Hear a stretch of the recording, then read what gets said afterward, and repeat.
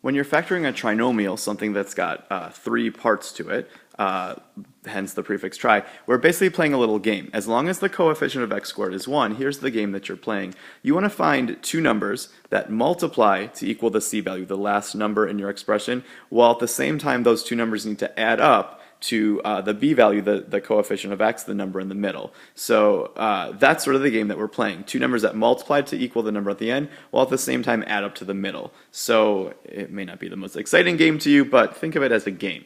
So let's go ahead and factor this trinomial. Notice my a value is 1. This method only works if the a value is 1. There's a different way to do it if your a value is not 1, which I'll show you in another video.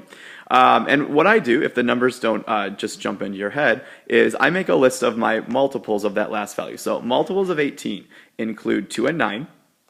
It also includes 3 and 6. And then don't forget that 1 and 18 is also a combination that would work to equal 18. People sometimes forget about that combination.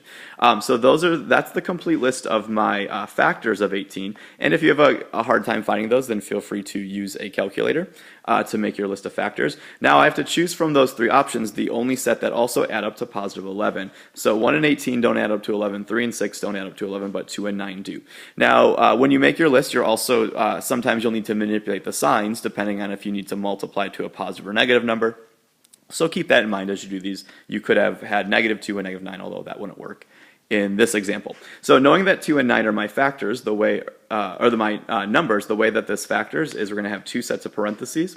The first spot will be x because, again, we're sort of reverse multiplying when we factor. That's all factoring in is. And if I were to remultiply this, I would have, at some point, I would end up multiplying x times x, which gets me x squared. Since 2 and 9 are my factors, put those in the last spots. And it doesn't matter what order they go in. If you flip the factors around, you could easily or just the same as written this answer as x plus 9 and x plus 2. If I wanted to check these, I could graph both parabolas. I could make them into y equals and graph my answer, graph the original, see if they're the same parabola. But that's how you factor a trinomial. So I've got a few down here that would probably be helpful for you to pause the video and try. Factoring is one of those really basic algebra skills that you need to just practice and get good at. So if you want to pause the video and try those, go ahead and do that. Otherwise, I'll just go through and explain if you want to check your work, or if you're just watching for the fun of it or just to learn, then go ahead and keep watching. So let's factor these trinomials. So again, I want to note that my a value is 1. If the a value is not 1, this method won't work. So the bottom row, we'll have to take a look at another way to do those.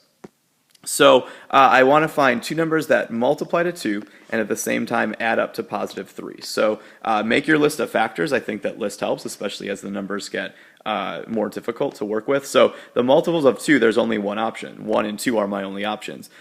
Good thing that 1 and 2 add up to 3, otherwise this wouldn't factor, which sometimes happens. Not everything can be factored. So 1 and 2 are the numbers I need. I need them both to be positive. So this would factor into x plus 1 and x plus 2, and again the order does not matter. If I wanted to check this, I could graph it, or I could use the box method to multiply this and see that I end up back where I started.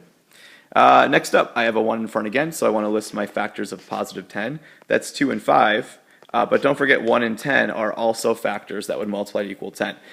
So I have two options this time. I need the one option that adds up to 7, so that's 5 and 2, which means this factors into x plus 2 and x plus 5.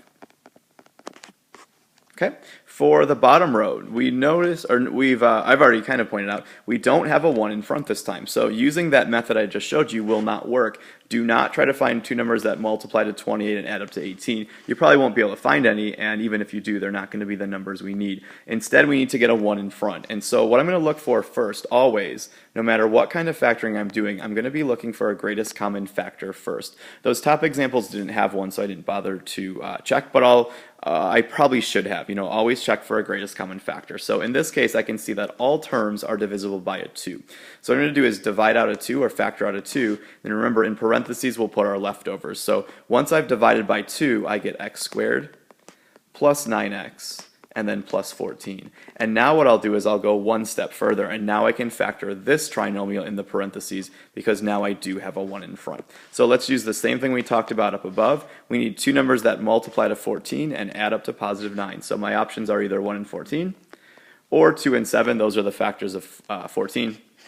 2 and 7 is going to be the set that we need that adds up to 9. So the parentheses will factor one more time into x plus 2 and x plus 7.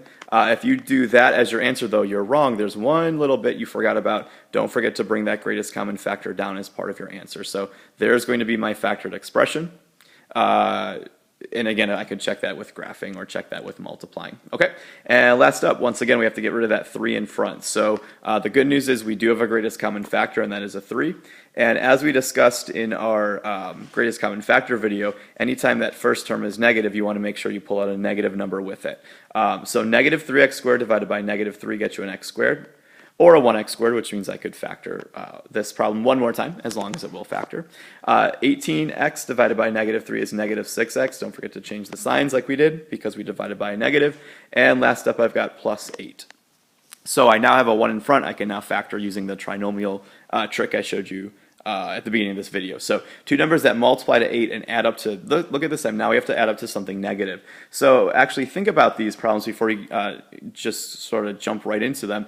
I need two numbers that multiply to equal something positive and add up to something negative. So what that's telling me is I must have both negative signs.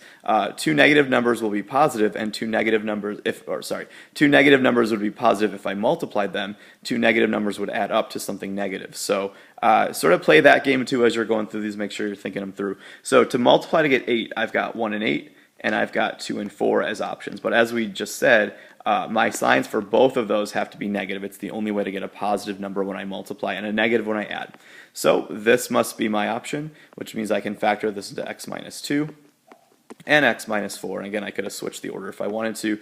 Don't forget, though, that's not the answer. I need that negative 3 greatest common factor as well. So there's my completely factored answer.